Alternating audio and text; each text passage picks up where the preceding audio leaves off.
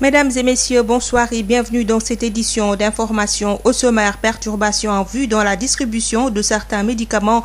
Le syndicat des pharmaciens privés du Sénégal va surseoir à la vente d'une centaine de produits pharmaceutiques.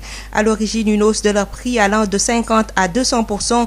Le syndicat parle d'une violation de l'arrêté fixant le mode de calcul du prix du médicament au Sénégal et s'oppose à cette augmentation illégale qui risque de toucher d'autres produits. Polémique autour du nouveau calendrier des examens de l'année académique en cours. Les acteurs n'ont pas été impliqués, dénonce le CUSEMS qui s'interroge. Les nouvelles dates ont-elles pris en compte le niveau d'exécution des programmes?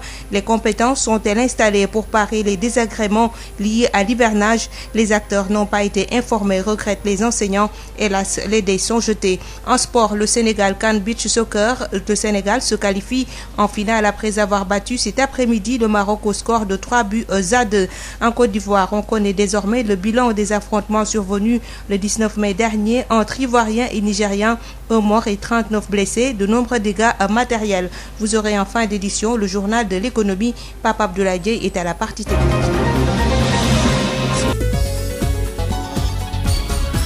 Marie-Rosalie Ndiaye. Parlons de cette hausse du coût d'une centaine de médicaments de 50 à 200%. Le syndicat des pharmaciens privés du Sénégal dénonce et décide de surseoir à la vente des produits concernés.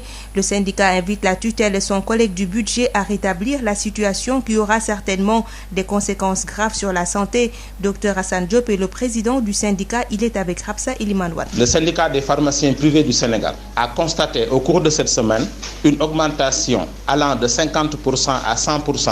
Voire même 200% du prix de certains médicaments. À ce jour, plus de 100 produits sont concernés et la liste va s'allonger. Ne soyez pas surpris si demain on se retrouve avec 500 produits concernés par cette augmentation. Le plus grave est que cette augmentation s'est faite en toute violation de l'arrêté 188, donc arrêté interministériel du 15 janvier 2003 qui fixe le mode de calcul du prix des médicaments et produits compris dans le monopole pharmaceutique.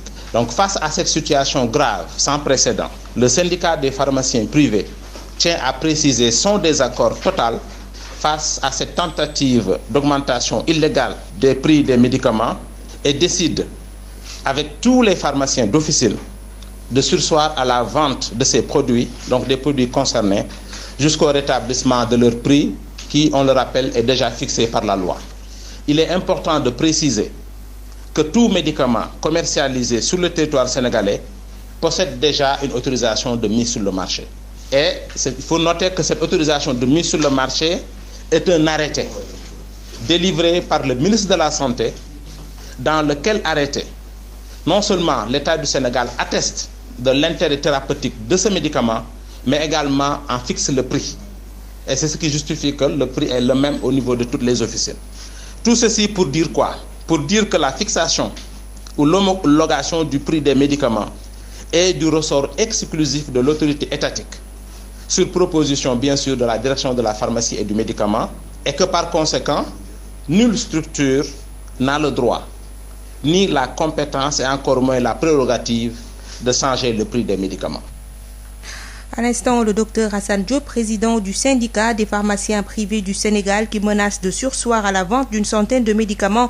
Le syndicat s'insurge contre la hausse de leur prix depuis une semaine et parle de violation de l'arrêté fixant le mode de calcul du prix du médicament. 74 assemblées mondiales de la santé jusqu'au 1er juin. L'OMS discute de la réforme de l'institution et de la gestion de la pandémie du coronavirus. Quelles attentes pour le Sénégal? Selon Dr Mohamed Ly, spécialiste en santé publique, c'est l'occasion pour plaider pour un accès équitable aux tests, aux vaccins pour éradiquer le Covid-19. Il insiste, le monde doit guérir ensemble ou périr ensemble. Ces propos sont recueillis par Isseignan. L'Assemblée générale est placée sous le signe de lutte contre la pandémie et qu'il s'agit de mettre fin à la pandémie actuelle et de prévenir les suivantes qui pourraient survenir. Bon, on note aussi un affaiblissement de l'OMS où il y a beaucoup de tiraillements, beaucoup de conflits et beaucoup de théories complotistes qui vont jusqu'à dire que l'OMS est sous la coupe de la Chine ou bien de fondations comme celle de Bill et Melinda Gates. Et donc, les États-Unis sont même allés jusqu'à se retirer de l'OMS. Et on a noté en une année une hausse exponentielle des cas. Maintenant, face à tout cela, l'OMS a développé des initiatives. Bon, une qui est le Fonds de solidarité pour la riposte et l'autre, je pense que vous aviez évoqué tout à l'heure, qui est le dispositif ACT, Access to COVID-19 Tools, c'est-à-dire un dispositif pour accélérer l'accès aux outils de lutte contre la COVID-19, dont COVAX fait partie. Et COVAX, donc, c'est le dispositif qui devrait nous approvisionner en vaccins. Ce dispositif ACT donc, a pour but la mise au point et la fabrication de produits de diagnostic, de traitement et de vaccins contre la COVID-19 et d'en assurer un accès équitable. En effet, on note quand même qu'il y a une discrimination pour ce qui est des vaccins, parce que 75% des doses administrées actuellement dans le monde le sont dans seulement 10 pays. Et moins d'1% sont répartis entre tous les pays dits pauvres à faible revenu. C'est en espérant que l'OMS résoudra cette équation de rendre le vaccin accessible à tous les pays de la planète, parce que si ce n'est pas éradiqué dans tous les pays, je pense que la pandémie ne pourra pas s'arrêter et on va tous guérir ensemble ou tous périr ensemble. Justement, en parlant du Covid-19, le Sénégal déplore 2 décès supplémentaires et 4 cas graves d'après le bulletin épidémiologique publié ce vendredi. Sur les 1442 tests réalisés hier, 48 sont revenus positifs, soit un taux de positivité de 3,33%. Les 24 cas sont issus de la transmission communautaire, dont 20 identifiés à Dakar et 4 dans les autres régions du pays, notamment à Bignona, Keur Massar, Matam et Ziguinchor. 29 patients ont été déclarés guéris, 225 sous traitement actuellement. À la date du 27 mai, 446 837 personnes ont été vaccinées sur l'ensemble du territoire. Sud FM, l'info, c'est ici. C'est maintenant officiel, le nouveau calendrier des examens de cette année est connu. Les 6 et 7 juillet pour le CFE, le 1er juillet pour le baccalauréat technique et le 29 juillet pour le bac général. Le brevet de fin d'études moyennes va se tenir le 9 août. L'annonce a été faite par le ministère de l'Éducation nationale lors d'un atelier de partage sur les examens. Abdoulaye Diop. Le nouveau calendrier des examens est maintenant validé par le ministère de l'Éducation nationale, du CFE au bac technique en passant par le BFM jusqu'au bac général. Les dates ont été repoussées. Mamadou Talla, ministre de l'Éducation. Au niveau du CFE de l'entrée en 6e, qui se déroulerait cette fois-ci le 6 et 7 juillet. Et également au niveau du baccalauréat technique, au lieu de commencer le 17 juin, nous allons démarrer le 1er juillet. Et le baccalauréat général se déroulera le 29 juillet. Et nous allons terminer par le BFM le 9 août. Des dates qui peuvent coïncider avec le début de l'hivernage, surtout à l'intérieur du pays, mais le ministre rassure. Il est évident qu'on doit à tout moment s'adapter. Nous n'allons pas piloter à vue. Nous nous préparons avec les spécialistes pour qu'on, en tout cas, anticipe. Maintenant, il y aura certainement la pluie, mais ce qu'il faut, c'est que quelles que soient les conditions dans notre pays, c'est de pouvoir être indépendant et organiser nos examens comme on veut. Pour l'office du baccalauréat, ce nouveau calendrier n'est pas sa conséquence, mais toutes les dispositions sont prises. Il y aura forcément un impact. Je vous donne un exemple. Tous les candidats ont déjà reçu leur convocation. Et sur ces convocations, on a dit que le bac démarre le 1er. Maintenant, le bac va démarrer le 29. Donc, ça, naturellement, il y a un impact, un gros impact d'ailleurs. Le décalage, ce n'est que la date, mais les jours n'ont pas changé. Et donc, ça veut dire que ça ne déroutera pas trop les candidats. Le maintien de la dynamique de réussite, c'est tout le sens de cette journée de réflexion, à la fin de laquelle des propositions et recommandations seront faites pour une fin de l'année scolaire sans tension. Réaction au député du CUSEMS, le cadre unitaire syndical des enseignants du moyen secondaire regrette l'absence de concertation avec les véritables acteurs. Les autorités éducatives ont-elles véritablement tenu compte des paramètres pédagogiques et de l'hivernage? Le secrétaire général du CUSEMS, Abdoulaye Ndoye, émet des réserves. Le voici au micro de Isseignan. Nous n'avons pas été informés, nous n'avons pas été consultés, nous n'avons pas été associés. Nous venons de l'apprendre.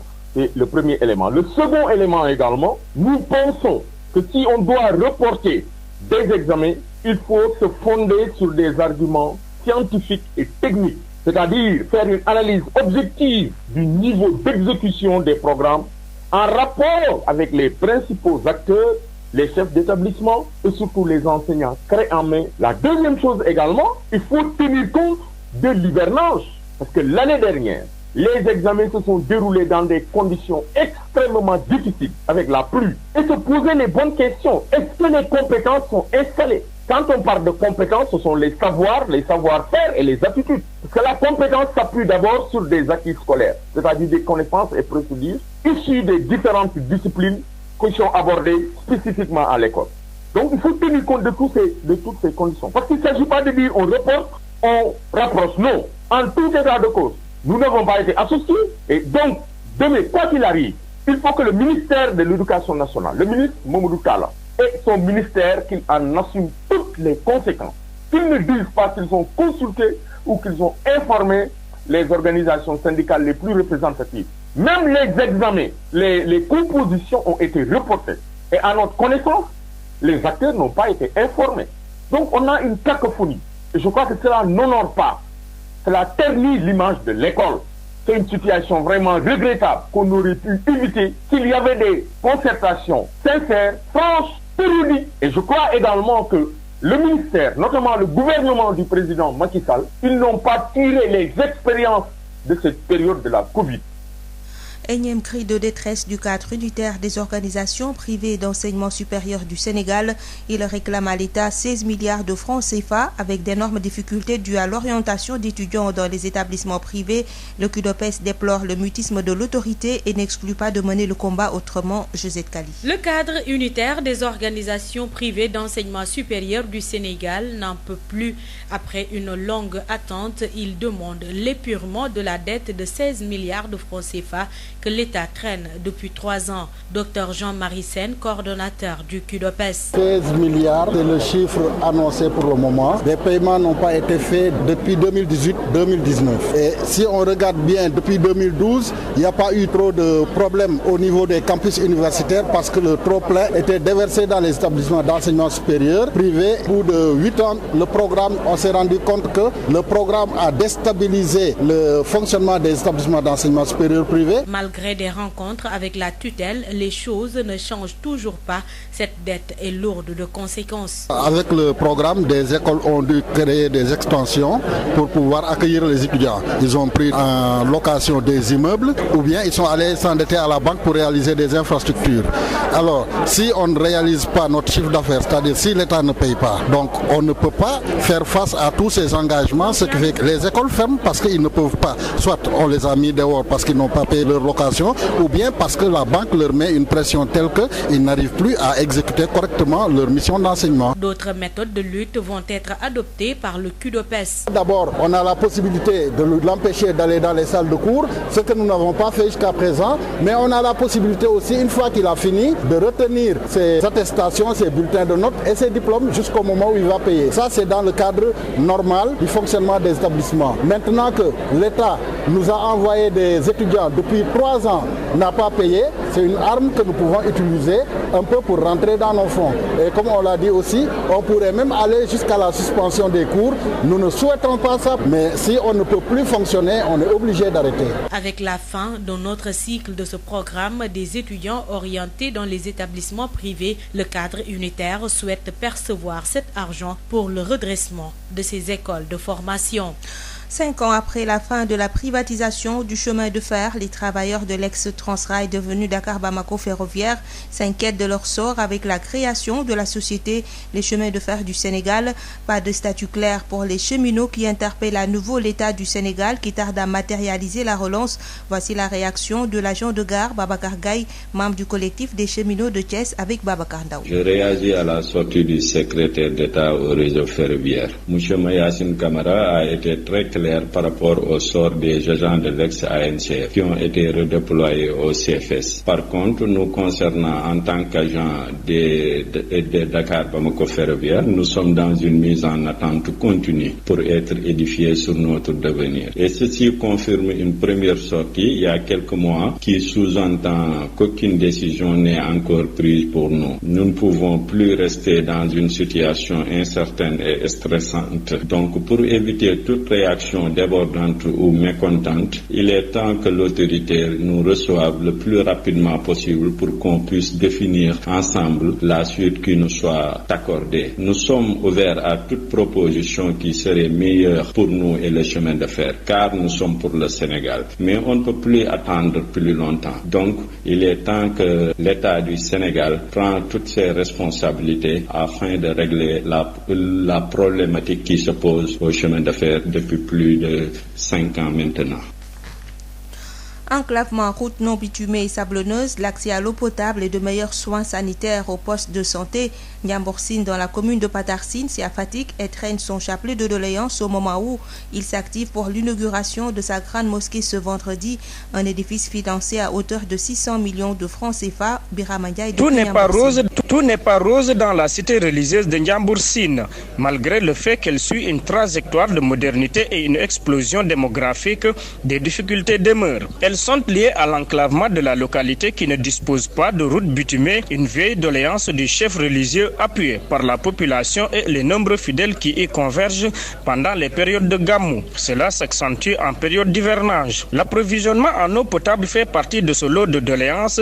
Ainsi, Serigne Cheikh Ndigal Sène demande la mise en service d'un deuxième forage dans la zone vu son développement démographique impressionnant. Sur le plan sanitaire, Ndiambour Sine dispose d'un poste médical d'un coût de 50 millions et d'une ambulance médicalisée financée par l'État du Sénégal, mais une meilleure qualité de soins, un matériel médical performant et l'approvisionnement en médicaments sont souhaitables. À signaler que bien avant ce poste de santé, le guide religieux Serigne Cheikh Ndigal Sène avait construit une case de santé sur fonds propres et prenait en charge les frais de fonctionnement. Toutes ces doléances sont réitérées en ce moment où on inaugure ce vendredi la grande mosquée de la cité religieuse financée à hauteur de 600 millions dont 50 millions pour la participation du chef de l'État. C'était donc Birama Ndiaye depuis Ndiambour Sine. Parlons de tout à fait autre chose avec cet appel du président Macky Sall à réguler les réseaux sociaux. Cette décision est approuvée par les Sénégalais qui lancent aussi un appel à la jeunesse pour une meilleure utilisation de ces moyens de communication. C'est un micro-trottoir réalisé par Ndeye Fatou Diop. Propos du président Macky Sall apprécié par ces Sénégalais. Il est temps de réguler les réseaux sociaux. Tout à fait, donc avec la levée de président, comme nous l'avons tous su et reçu, qu'il est censé réformer les réseaux sociaux. Ça se comprend, son avis se comprend aussi. Parce qu'il y a pas mal de choses qui sont eu à se passer, notamment avec, entre guillemets, le motif et la vie des personnes privées qui est en quelque sorte bafouée dans les réseaux et dans le monde entier. Donc c'est une logique que le président puisse prendre cette décision. En tout cas, hier décision bi mu jël mom approuvé nañ ko. Té défé na ni képp kuy nit war nga ko mëna approuver. Pour cette décision-là, je suis parfaitement d'accord pour ça, parce que l'Internet là, il commençait de déranger quoi, commençait de déranger la vie parfaitement. Parce que quand le président dit il va régulariser ça, moi je suis parfaitement d'accord de ça. Il faut régulier parce que c'en est trop vraiment. Parce que la vie là, quand il laisse les gens faire, qu'est-ce qu'il veut? Il faut faire dérangement quoi, dérangement. Serigne Niane lance un appel pour plus de maturité.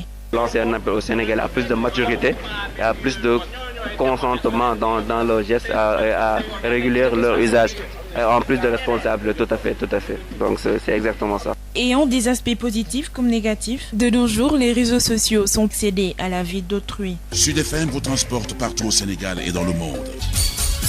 Sud International. Au Mali, le désormais nouveau président de la transition, Assimi Goïta, a abrogé hier 5 décrets de nomination des colonels et le directeur de la cellule de communication de l'ancien président ont été relevés de leurs fonctions. La CEDEAO organise le 3 mai une conférence des chefs d'État pour se pencher sur la situation au Mali. La Russie a salué ce vendredi la libération des dirigeants civils de la transition au Mali en le qualifiant de pas dans la bonne direction dans ce pays théâtre du deuxième coup de force en 9 mois. Le 27 mai, les dirigeants civils au Mali détenus illégalement ont été libérés. Nous le considérons comme un pas dans la bonne direction qui fait baisser d'une certaine manière les tensions dans le pays. C'est ce qu'a déclaré le ministère russe des Affaires étrangères dans un communiqué.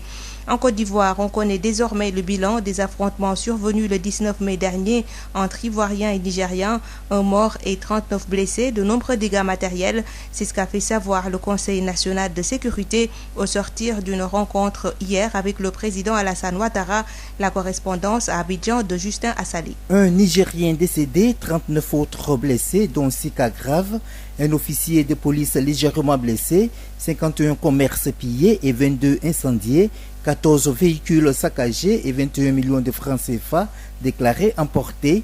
C'est le triste bilan dressé par le Conseil national de sécurité le jeudi 27 mai 2021 suite aux affrontements entre Ivoiriens et Nigériens survenus le 19 mai dernier dans plusieurs communes d'Abidjan et villes de Côte d'Ivoire. À l'origine de ces affrontements, la publication d'une vidéo sur les réseaux sociaux montrant des actes de violence commis sur des individus considérés comme étant des Ivoiriens. Suite aux enquêtes toujours en cours pour identifier, selon le Conseil national de sécurité, les acteurs et les instigateurs de ces violences, on note à ce jour l'interpellation de 38 personnes par la police et la saisie d'armes blanches. Le président de la République, Alassane Ouattara, tout en condamnant ces actes barbares d'un autre âge, a vivement demandé que des actes vigoureux soient pris en vue de mettre fin aux messages et discours haineux sur les réseaux sociaux, notamment par le renforcement des dispositifs de contrôle sur ces plateformes et l'intensification de la répression. Justin Assalé, Abidjan pour Sud FM. Un Palestinien a été tué ce vendredi par l'armée israélienne lors d'affrontements en Cisjordanie occupée. C'est ce qu'a rapporté le ministère palestinien de la Santé. Zakaria Armayel a été touché à la poitrine par des tirs de l'armée dans le village de Baïta, au sud de Naplouse, lors d'une manifestation contre l'expansion de colonies israéliennes sur des terres palestiniennes, a précisé le ministère. Sport, football, CAN, beach soccer. Le Sénégal est qualifié en finale. Les Lions de la Teranga ont pris le dessus sur les Lions d'Atlas en demi-finale sur le score de 3-2. Un match qui était âprement disputé par les deux nations, mais le coach Ngala Sylla se dit satisfait de la prestation de ces Lions. On l'écoute avec Moustapha Sall. Le match de demi-finale n'est jamais facile. On avait préparé nos jours. C'est parce que peut-être aujourd'hui c'est la première fois qu'on organise une CAN chez nous. On ne voulait pas accepter la pression, mais aujourd'hui on a senti c'est les jours quand même la pression. Même au niveau du banc, ça a été chauffé un tout petit peu, mais après il fallait galvaniser les joueurs, il fallait hurler, il fallait mettre dans le bain parce qu'ils dormaient au début du match. Heureusement pour nous, la réaction était rapide et Dieu merci, on a pu gagner le match, mais quand même le Maroc, les matchs amicaux qu'il a fait avec nous a beaucoup appris quand même notre système de jeu. Heureusement pour nous, on avait d'autres situations à appliquer quand même. 2 fois consécutives, en finale ça peut être fatal. En finale, prendre un but d'entrée 2 fois consécutif. Vous savez, le but choc c'est comme ça. Le but choc à tout moment tu peux encaisser, à tout moment tu peux marquer. L'année dernière, je me rappelle au Qatar, on a perdu en demi-finale contre l'Iran à 18 secondes de la fin de la partie. Ça veut dire que ce sont des faits de jeu qui arrivent. Mais le plus important, c'est le but choc, il faut rester toujours concentré. Et ça, la preuve, nous, on a pris un but très tôt et après voilà, sur un coup d'envoi aussi, nous on a égalisé. C'est comme ça, des fois le but choc, c'est des choses qui arrivent. Il y a des rebonds, il y a des tirs que le gardien ne peut pas voir. Donc ça, c'est des choses qui arrivent quand même. Est-ce qu'il faut améliorer pour la finale de demain? Mais pour l'instant, il n'y a plus de travail. Les joueurs sont en train de faire le déclassage et après voilà, c'est la récupération. Peut-être améliorer la récupération, c'est le travail des kinés. Et après voilà, il fallait parler avec les gauches mentalement et après voilà, de ne pas se dire dans la tête que voilà, on va gagner maintenant des matchs de score. Parce qu'on l'avait dit au départ, tous les matchs du Sénégal devrait être serré. Au début, on ne voulait pas accepter la pression, parce que voilà, je disais à chaque fois, il n'y avait pas de pression, il n'y avait pas de pression. Effectivement, il y a la pression. Mais heureusement, Dieu merci, aujourd'hui, on est qualifié. Peut-être demain, on va jouer librement, parce que voilà, c'était trop lourd de jouer avant la qualif. À l'instant, la réaction du coach Ngala Sylla qui se dit satisfait de la prestation de ses Lions. Voici à présent la réaction du coach de l'équipe marocaine, Moustapha El Hadaoui, au micro de Moustapha Sall. Ils n'avaient pas envie de nous rencontrer. Ils voulaient qu'on soit tous les deux en Coupe du Monde. Malheureusement, on a fait un faux pas contre Mozambique qu'on devait battre facilement. On a continué sur la même dynamique, les 3 matchs de tour. Et après la demi, on tombe sur une équipe expérimentée. Vous savez bien qu'au Maroc, il n'y a pas de championnat, ni de ligue, ni régional, ni national. Chez vous, ici, un championnat organisé dans les meilleures conditions. Il y a beaucoup de joueurs. Il y a la relève, il y a le U19. Nous, on n'a rien. Mais malgré ça, on est 2e en Afrique, derrière le Sénégal. On est 17e dans le monde. Et notre président actuel, M. Fawzi El Kja, il va mettre en place un championnat pour avoir un vivier, pour avoir de la compétition, des matchs, championnat, la coupe et tout ça. Là, on est venu il y a un mois et demi ici, on rencontre le Sénégal, on a perdu les 3 matchs, mais toujours c'est au coteau avec eux. Ils savent notre niveau et tout ça. Les joueurs, je suis fier d'eux, ils ont fait un parcours exceptionnel. On a joué 3 matchs, en tour, Sénégal 2 tours. Quand le RDC n'est pas venu, il fallait changer la donne, mettre l'Égypte, parce qu'il est dans le groupe B, le Sénégal ici. Et après, ils prennent. Comme ça, ils font.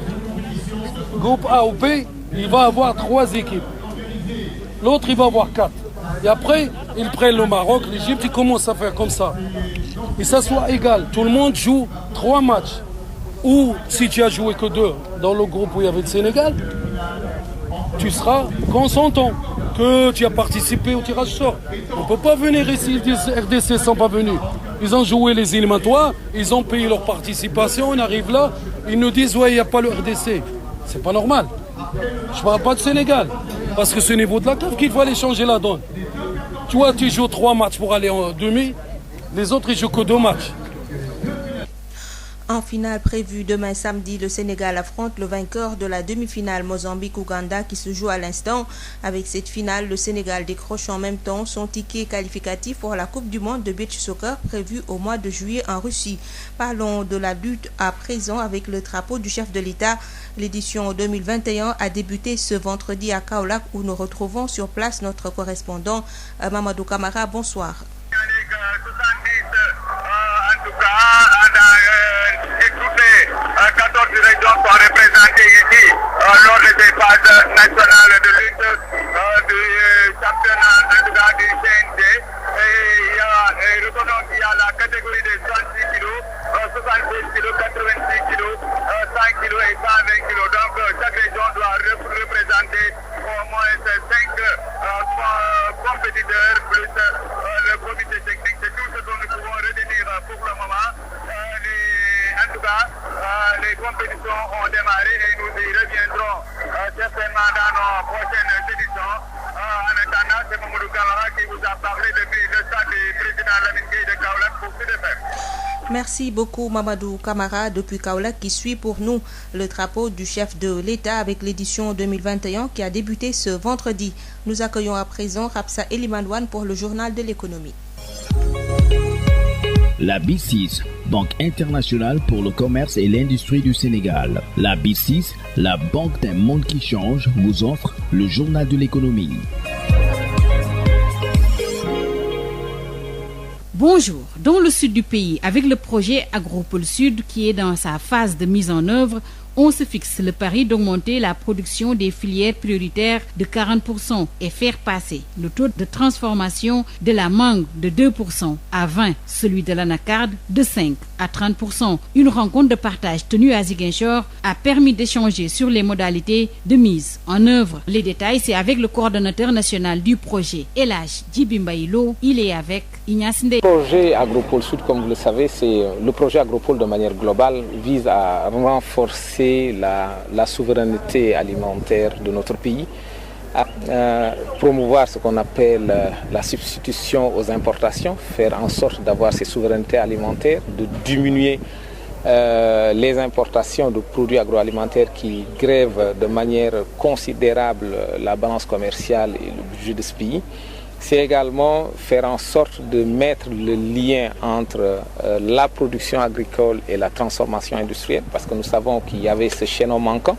Nous connaissons la capacité de création d'emplois du secteur secondaire, notamment tout ce qui est industrie, industrialisation.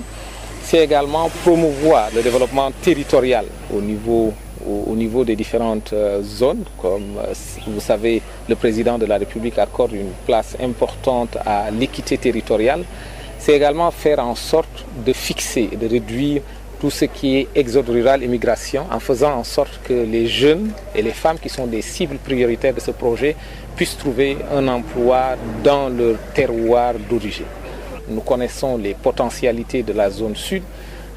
Nous avons pour ambition de faire passer le taux de transformation de la mangue de 2% à 20%, le taux de transformation de l'anacarde de 5 à 30%, mais d'augmenter également la production des filières prioritaires de 40%. Donc tout ceci permettra également d'avoir des externalités positives en matière d'infrastructure, parce que le projet Agropole est un projet structurant. C'est un projet transformationnel. Le journal de l'économie, c'est fini. Merci de votre fidélité. La B6, Banque internationale pour le commerce et l'industrie du Sénégal. La B6, la banque d'un monde qui change, vous a offert le journal de l'économie.